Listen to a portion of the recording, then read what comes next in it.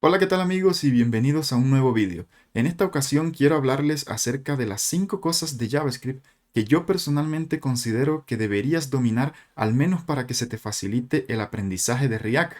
Pero quiero hacer una aclaración y es que estas 5 cosas parten del supuesto de que ya tienes al menos una base de conocimientos en programación, en lo que se refiere, por ejemplo, a variables, tipos de operaciones condicionales, ciclos repetitivos y lógica de programación en general. Hecha esta aclaración, ahora sí, veamos la primera. Entender lo básico del DOM, el Document Object Model. Deberías saber al menos en qué consiste y cómo es usado con JavaScript, hasta por el hecho de que React crea su propia versión del DOM llamada Virtual DOM. Los segundos son las funciones. En React casi todo es una función. De hecho, React es basado en el concepto de componentes que son creados a partir de funciones. Aunque también se pueden crear con clases, pero así es como lo hacían los aztecas y los mayas. Hoy todo mundo crea componentes en la forma de funciones. Lo tercero son estructuras de datos. Y aquí no quiero que creas que es estrictamente necesario que aprendas cosas como grafos o árboles binarias, pero sí que conozcas las estructuras compuestas básicas de JavaScript como arrays, objetos e inclusive el formato de estructuración de datos de tipo JSON. Lo cuarto es asincronismo. Te vas a encontrar con que algunas tareas son asíncronas, es decir, demoran tiempo en realizarse y tienes que saber cómo tratar estas tareas. Aquí va a aparecer el concepto de promesas. Y quinto, pero no menos importante, están los ECMAScript Modules. Básicamente es saber cómo podemos importar y exportar módulos y dependencias en otros módulos que creemos con JavaScript. Bueno, ahora, dicho esto, vamos a ver un poco de detalle, así sea de manera superficial, sobre cada uno de esos tópicos que te acabé de mencionar.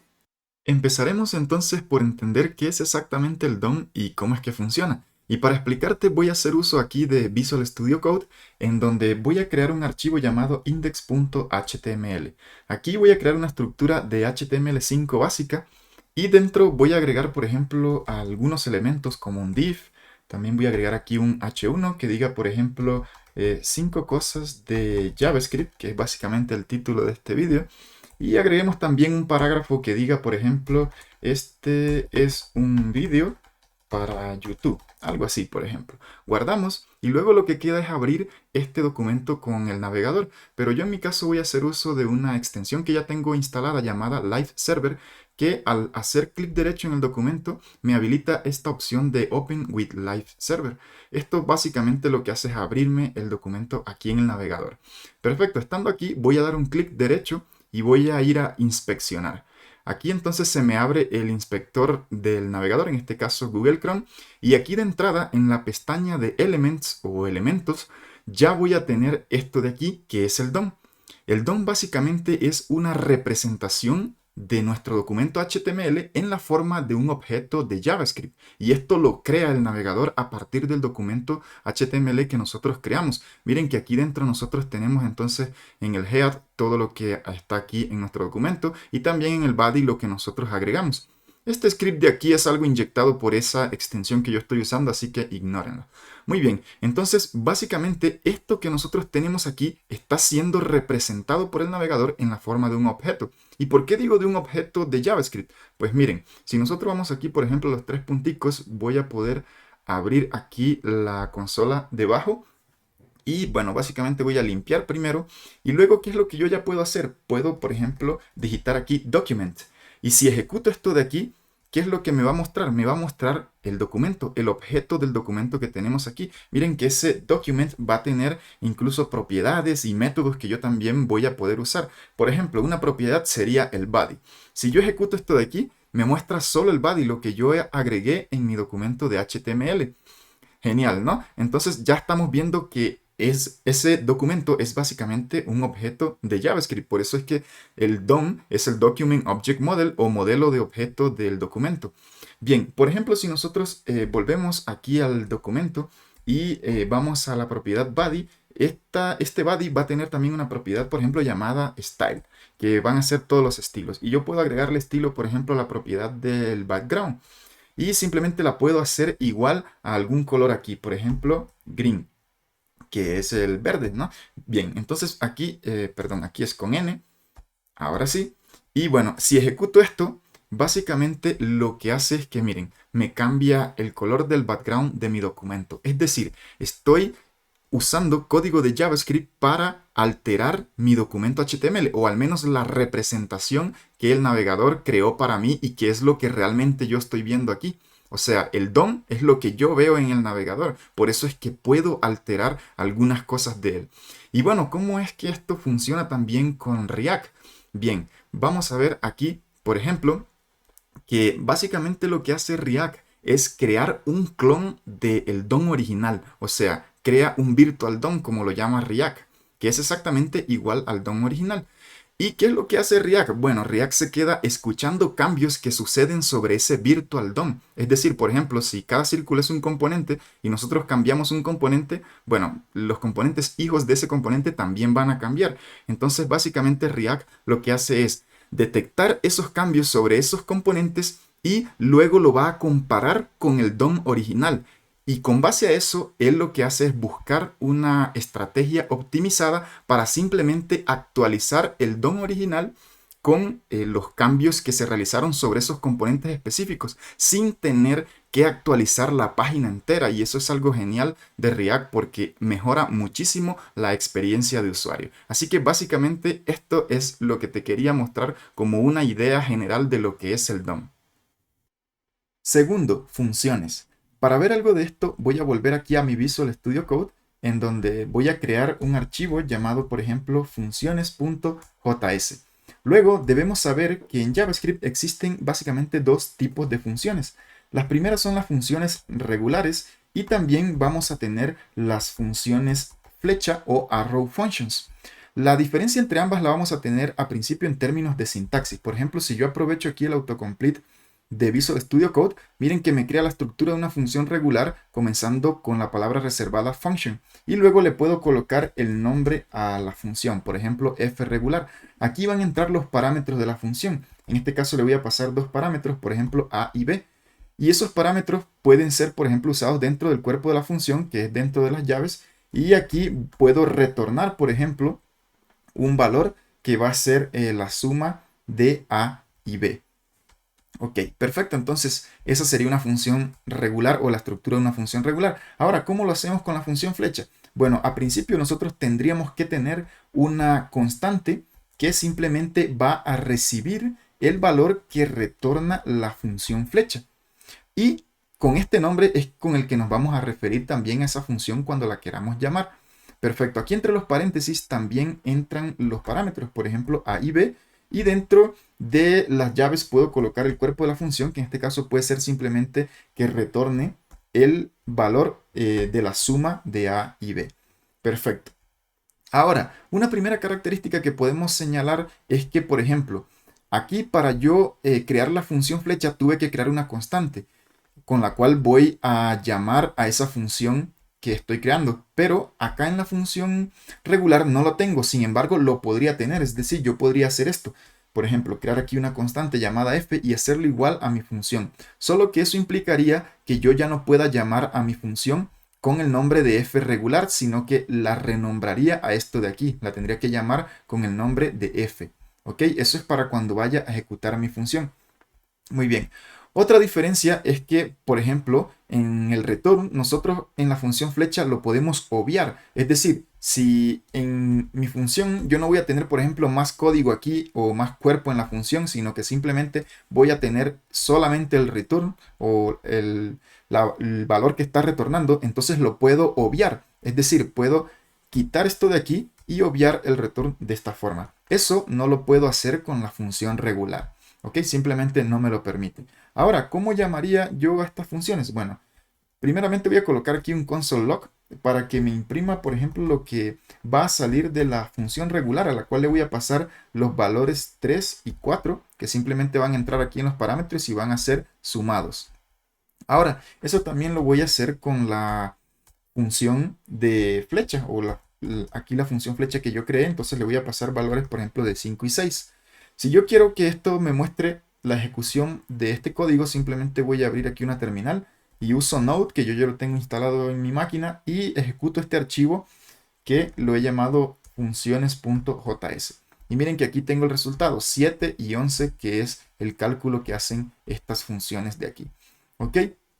Muy bien. Ahora, ¿qué es lo que puedo mostrarles también en términos de diferencia de funcionamiento? Es que, por ejemplo, miren, si quito esto de aquí y me lo llevo acá arriba antes de yo declarar las funciones, guardo los cambios y ejecuto de nuevo ese código, miren que a principio la función regular sí me retornó un valor. El valor de 7 es la primera que se ejecuta, pero la función flecha simplemente me dio error. Es decir, que la función flecha no permite que yo la llame antes de ser declarada, pero la función regular sí. Y ese es un aspecto muy importante cuando nosotros estamos trabajando con funciones en JavaScript. Muy bien, y ya para terminar esta sección sobre funciones, simplemente les quiero mostrar también acerca de las funciones anónimas. Entonces, por ejemplo, yo la puedo crear de esta forma, mira, como una función flecha que simplemente aquí me imprima, por ejemplo, un mensaje que diga soy una función flecha. ¿Ok? Perfecto. Pero, ¿cómo ejecuto esto de aquí? Porque no tengo un nombre para llamarla. De hecho, si yo abro la terminal y, bueno, limpio esto de aquí y ejecuto nuevamente el archivo, miren que me aparece el resultado de llamar a las dos funciones de arriba, pero esta de aquí no me imprime nada.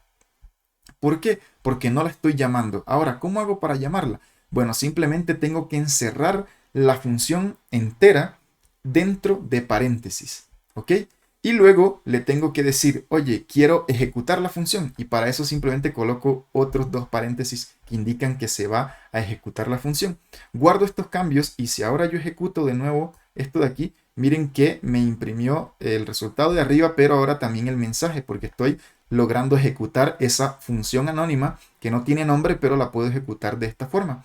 E incluso yo le puedo pasar parámetros por aquí, por ejemplo, le puedo pasar los valores de, qué sé yo, 10 y 20, y esos valores de aquí entran aquí en la función como parámetros, por ejemplo, como A y B, y los puedo, por ejemplo, mostrar aquí en el mensaje que estoy imprimiendo. Le puedo decir, oye, imprímeme el valor de A más B.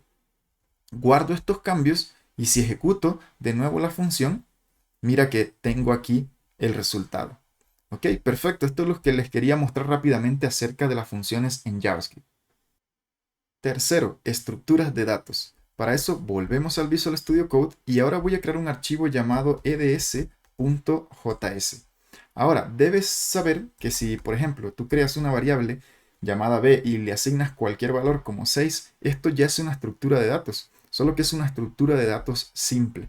Si, por ejemplo, también la creas como constante, de nuevo, es una estructura de datos, solo que una estructura de datos simple. Pero en JavaScript también podemos tener estructuras de datos compuestas como los arrays, que los podemos crear simplemente como corchetes que tienen dentro una lista de valores de esta forma. Esto simplemente ya es un array. De hecho, lo podemos imprimir aquí para ver qué nos muestra. Y bueno, para eso vamos a abrir una terminal y luego aquí ejecuto con Node. Ahora es el archivo eds.js. Miren que tenemos la lista de datos. Muy bien. También yo podría, por ejemplo, inicializar o crear el array simplemente usando el constructor, perdón, de la clase array. Y aquí simplemente le coloco los valores de la misma forma en que los teníamos con la versión anterior. Ahora, simplemente aquí, si ejecutamos esto, miren que me da lo mismo. Solo que pues no es recomendado tanto hacerlo de esta forma, sino que de esta forma es considerada una mejor práctica.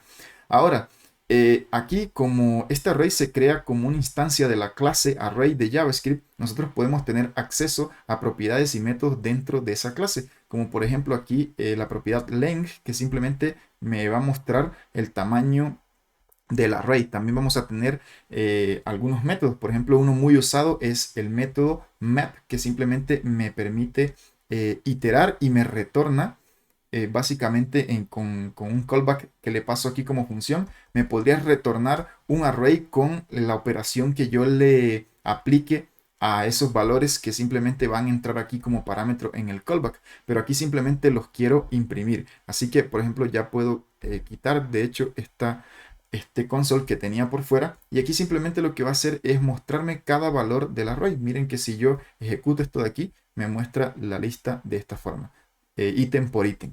Muy bien, Así como tenemos esos o este método, podemos tener muchos más, pero eso pues debe ser como que desglosado prácticamente en otro vídeo o debe ser como parte de estudio en profundidad que ustedes deberían hacer.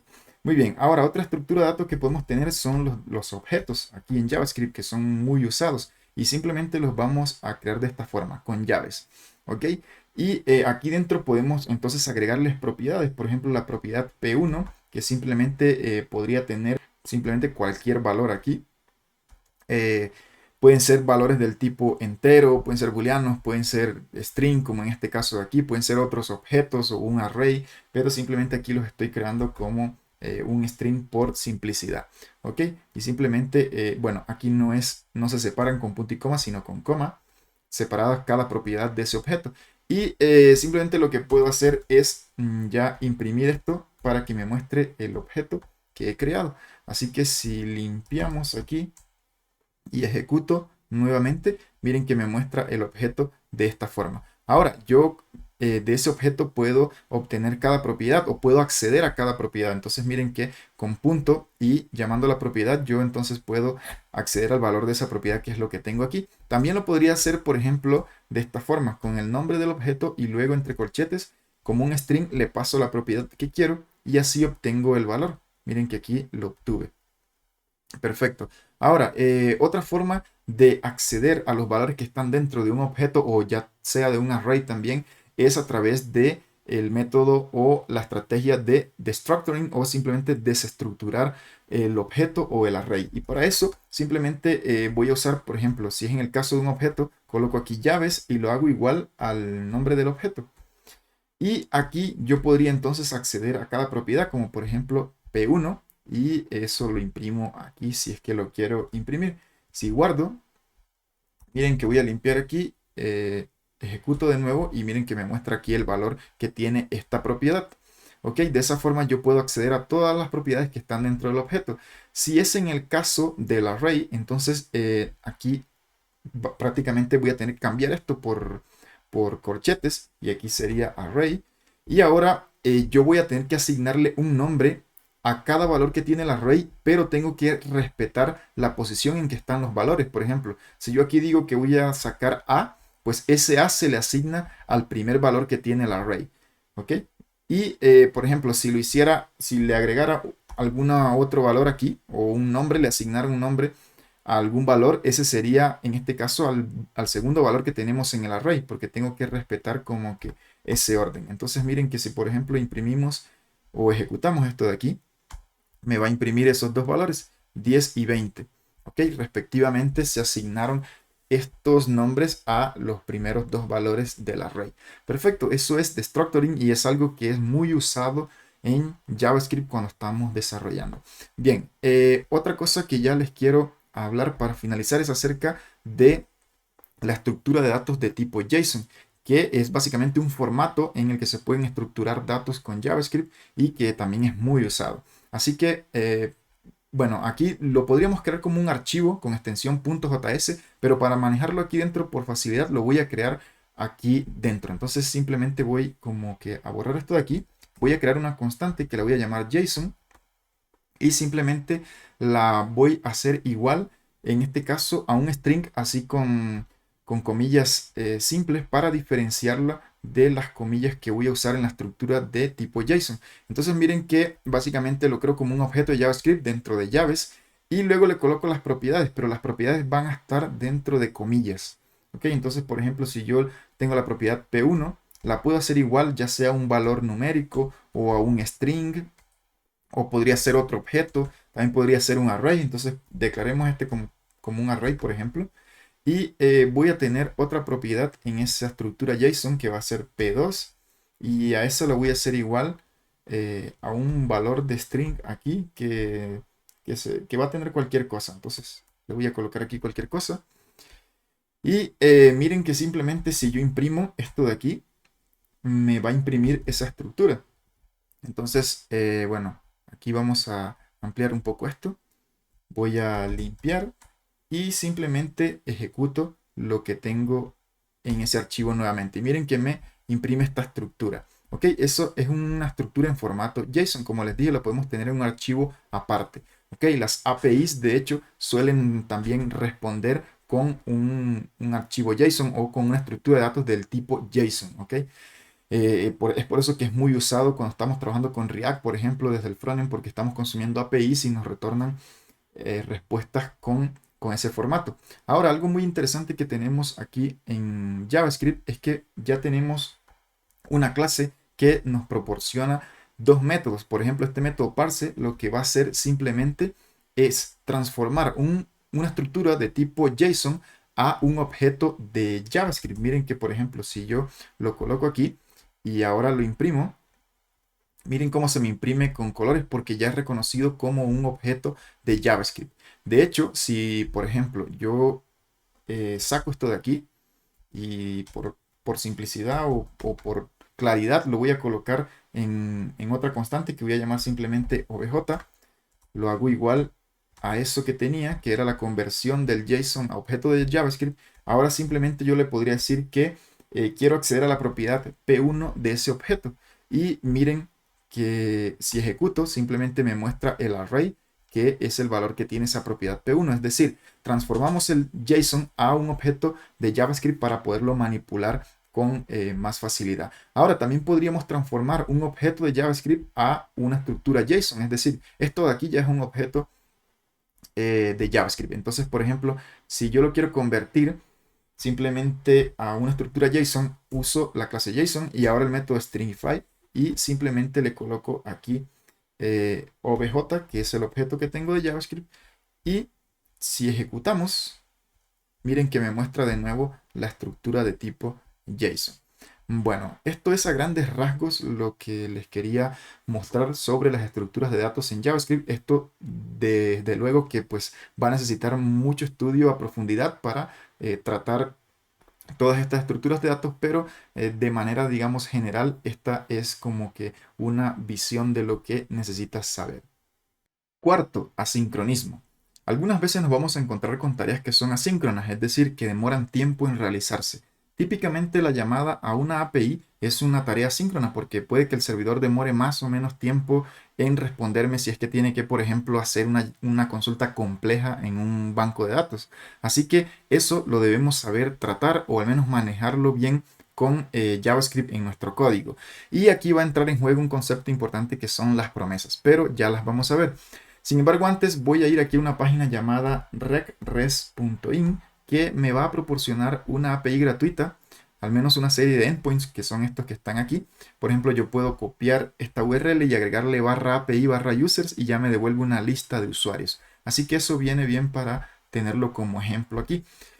Voy entonces en Visual Studio Code a crear un archivo llamado async.js y aquí voy a usar una función llamada fetch que es propia de JavaScript. ¿Ok? Y esa función simplemente me recibe aquí una URL a la cual voy a realizar una llamada de red. Entonces le agrego aquí barra API barra users y eso me debería retornar los usuarios. ¿Ok? Pero esta función de aquí ya trata una tarea que es asíncrona, que es hacer una llamada de red. Entonces ella retorna una promesa. Lo puedes ver como la promesa de que algo se va a cumplir. Es decir, una vez se realice ese trabajo, que es la llamada de red, yo voy a tener un resultado, independiente si es satisfactorio o es un error. Pero voy a tener un resultado y necesito esperar ese resultado para realizar alguna cosa. ¿Ok? ¿Y cómo es que nosotros entonces podemos ejecutar algo después de que tengamos ese resultado? Bueno, aquí por ejemplo, si yo a la ejecución de esta función le agrego un punto aquí, miren que me habilita a usar el then, catch o finally, que son funciones que reciben dentro otra función o un callback que se ejecuta en el caso del then si es que tenemos una respuesta satisfactoria al ejecutar esta tarea, o el catch es si nos da un error aquí, o el finally es que se ejecuta algo en cualquiera de los dos casos, ya sea si da error o si tenemos una respuesta satisfactoria. Entonces, por ejemplo, yo le puedo encadenar aquí un then y como les dije, dentro recibo otra función que es un callback y esto básicamente va a recibir aquí la respuesta que yo voy a obtener de esa llamada a la API y simplemente esa respuesta me va a habilitar aquí usar este método JSON que me convierte ese JSON a un objeto de JavaScript que puedo tratar con JavaScript.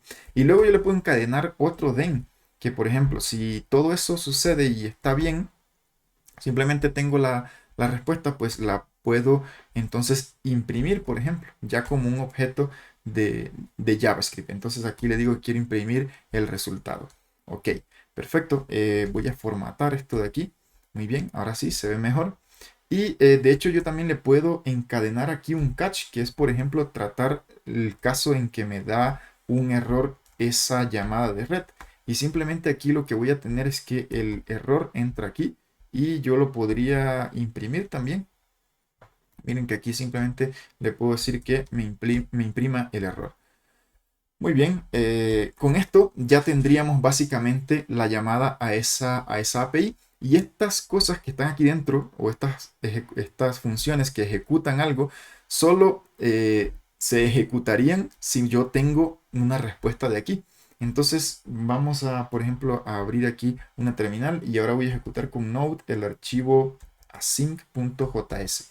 Y miren que aquí me imprimió esta estructura de datos que ya está convertida a un objeto de JavaScript y me muestra los usuarios que prácticamente trajo de la llamada a esa API. ¿Ok? Bien, entonces eso es como nosotros podemos tratar en este caso algunas tareas que son asíncronas. De hecho, las podemos tratar de esta forma o también las podríamos tratar con async y await. Entonces, ¿cómo haríamos eso? Bueno, voy simplemente a copiar esto de aquí, lo voy a comentar y aquí, por ejemplo, voy a colocar esto, pero simplemente lo voy a tratar como algo que es asíncrono. Entonces aquí yo le digo que esto va a estar dentro, por ejemplo, de una, puede ser de una función, ¿ok? Que voy a llamar, por ejemplo, no sé, get users, ¿ok? Perdón, aquí es así, get users, ¿ok? Y eso lo voy a hacer igual a una función flecha. Miren que aquí ya estamos combinando conceptos. Las funciones también las tenemos aquí. Y eso va a ejecutar esto de aquí. De hecho, esto inclusive lo puedo colocar así o mejor lo puedo colocar de esta forma, ¿ok? Y aquí dentro sí coloco la llamada. Ahora, esto de aquí va a ser entonces una función asíncrona. ¿Por qué? Porque va a realizar una tarea que es asíncrona. Así que yo simplemente uso el async aquí en la función y antes de la tarea que voy a ejecutar, que es asíncrona, le coloco await. Y esta es la forma también de usar eso, async y await. Es decir, esto de aquí va a esperar a obtener un resultado para luego ejecutar el código que viene aquí después. Entonces, por ejemplo, como esto me va a retornar algo, yo puedo tener una constante aquí llamada result del resultado. ¿Ok? Y simplemente ese resultado yo lo voy a convertir a un objeto de tipo JavaScript o un objeto de JavaScript. Y eso lo puedo colocar en otra constante por aquí, por ejemplo, llamada, bueno, esta podría ser, qué sé yo, simplemente así, res. Y aquí pongamos así, res. ¿Ok? Que sería de la respuesta. Ahora sí, nosotros podríamos decirle, bueno, a ver, aquí result es igual a esto. Es decir, el resultado sí va a ser ya el objeto de JavaScript que viene desde esta conversión de aquí que estamos haciendo con el método JSON. Muy bien, y simplemente al final ya lo que podríamos hacer sería imprimir aquí result. Ok, entonces esto de aquí solo se va a ejecutar después de esta línea, eso lo vamos a garantizar. ¿Ok? Con este await que tenemos aquí y diciéndole a la función que es asíncrona. Si yo quito este async de aquí, simplemente me da error el await porque dice que necesita que la función sea asíncrona. Perfecto. Y bueno, ¿qué es lo que debemos hacer finalmente? Llamar a nuestra función getUsers de esta forma. ¿Ok? Bueno, voy a ampliar un poco esto de aquí, voy a limpiar la terminal y simplemente voy a ejecutar de nuevo el archivo. Y miren que, bueno, en este caso me retornó una promesa porque no convertimos esto de aquí a, perdón, aquí nos faltó un await porque esto también es una tarea asíncrona, esto que está sucediendo aquí. ¿Ok? Entonces ahora sí, miren que si ejecuto esto de nuevo, me da ahora sí la estructura. ¿Ok? Con todos los usuarios que tenía. Perfecto. Entonces miren lo que pasó, incluso eso fue bueno que pasara porque como no le coloqué la wait, esto de aquí no se ejecutó y lo que hizo fue que me imprimió aquí este resultado prácticamente me imprimió lo que está en res, que es simplemente la promesa que me retornó esta función fetch. ¿Ok? Entonces está genial. Ahora, miren que como yo le coloqué a esta función que ella es asíncrona, ella me permite o ella me retornaría entonces una promesa, así que me permite aquí usar el then y el catch. Entonces básicamente creé una función que es asíncrona y por eso me retorna una promesa. Y finalmente vamos a tener los ECMAScript modules. ECMAScript es básicamente un estándar de JavaScript que en este caso nos dice o nos sugiere que deberíamos usar import y export para importar y exportar cosas respectivamente desde archivos JavaScript. Ahora, en Node.js aún continúa siendo por default usar require, que es otra forma de importar archivos en JavaScript o simplemente como dependencias desde otros archivos. Pero pues en JavaScript moderno recomendado por ECMAScript se recomienda que se use import y export. Así que bueno, vamos a ver esto. De todas maneras lo vamos a ver en las dos formas. Como aquí estoy usando Node.js, a principio les voy a mostrar cómo es con require y simplemente después vamos a agregar una configuración adicional para que aquí nos deje usar import y export. Sin embargo, en el frontend con bibliotecas como React, que es el foco de este vídeo, pues simplemente vamos a poder usar import y export sin ningún problema y los navegadores lo soportan. Así que, bueno, de todas formas voy a crear aquí un archivo llamado module.js y voy a crear un segundo archivo que voy a llamar, por ejemplo, example module.js. ¿Ok? Y básicamente este archivo de aquí va a exportar alguna cosa que el otro archivo va a importar para utilizarla. Esa es la idea. ¿Ok? Primero se los voy a mostrar con require, como les dije. Así que aquí lo que voy a crear a principio es como una... Bueno, voy a crear una función que la voy a llamar f, qué sé yo, fmodule. O no, lo voy a llamar así. Hello world, para que tenga como algo de sentido aquí. Y simplemente lo que va a hacer esta función es que me imprime con un console log, me va a imprimir un mensaje de Hello World. ¿Ok? Así que aquí lo tenemos, perfecto.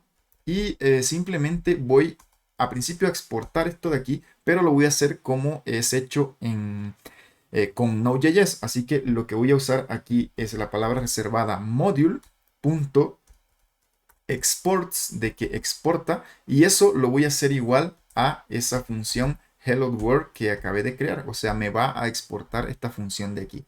¿Ok? Así que el otro archivo, este de aquí, example.module, puede usar esta función desde este archivo. Entonces simplemente lo que le voy a decir es, oye, quiero requerir, a ver, perdón, ahora sí, requerir, bueno, desde el archivo, aquí barra puntos del archivo module.js, quiero requerir lo que está siendo exportado de allá, pero eso lo quiero colocar aquí en una función llamada, por ejemplo, no sé, la voy a llamar solamente así, hello. ¿Ok? En esa constante entonces va a quedar la función que nosotros estamos exportando desde allá y luego simplemente esto, como es una función, yo la puedo ejecutar aquí. ¿Ok? Y ahora yo abro una terminal y le digo node, quiero ejecutar el archivo example module.js. Y miren que eso me imprime simplemente hello world. ¿Ok? Esa es la forma de hacerlo con Node.js. Por defecto ya Node.js simplemente soporta require, pero lo podemos configurar para que nos soporte también import y export, que es como el JavaScript moderno. Así que aquí simplemente le voy a decir npm init, voy a ejecutar este comando --yes para que me inicie un archivo o me inicialice un proyecto con Node.js y aquí me va a colocar entonces este archivo package.json con estas configuraciones iniciales, ¿ok? Y aquí simplemente yo le voy a decir que quiero que esto sea de tipo, o que yo lo que voy a usar aquí es de tipo module, ¿ok?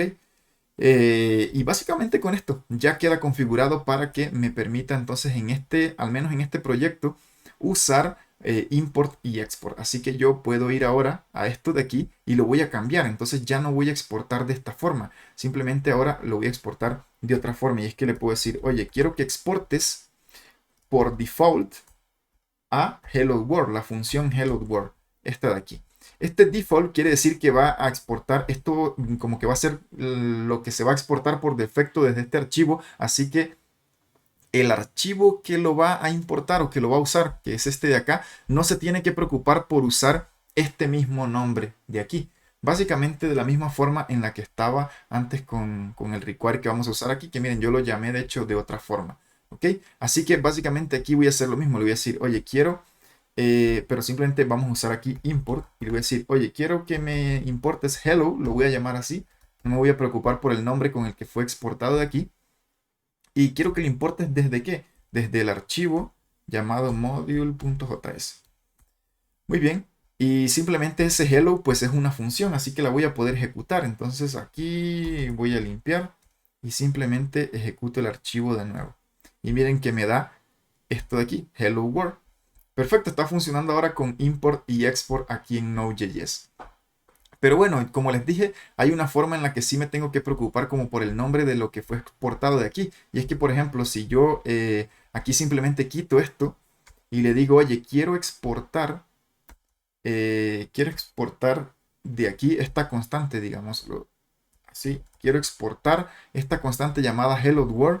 Se tiene el archivo que lo va a utilizar tiene que preocuparse por el nombre con el que fue exportado de aquí. Y aquí va a cambiar, o sea, ya no se va a llamar así, sino que tengo que colocar llaves y le digo, oye, de ahí, de ese archivo quiero importar a hello world. Miren que me lo sugiere aquí el autocomplete. Y aquí simplemente tendría que llamarlo como hello world. Guardo los cambios y si ejecuto, de nuevo miren que me da el resultado aquí, que es lo mismo. ¿Ok?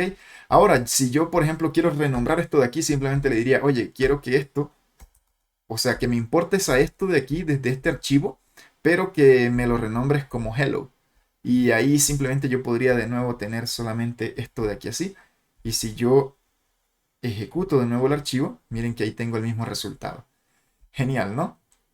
Perfecto. Ahora, eso pues también tiene como que muchas cosas en profundidad, pero simplemente se los quería mencionar así de una forma como que bastante rápida. Así que bueno, esas eran las 5 cosas de JavaScript que yo considero que son fundamentales antes de iniciar con React. Si les ha interesado algún tópico de estos en específico y quieren que profundicemos más en otro vídeo, por favor no olviden dejarlo en los comentarios y también no olviden compartir este vídeo con sus amigos y colegas para que podamos ayudar a más gente con estos tutoriales. También no olviden dejar su like si es que les ha gustado el vídeo porque eso ayuda a que este canal siga creciendo. Los veo en un próximo vídeo. Chao, chao.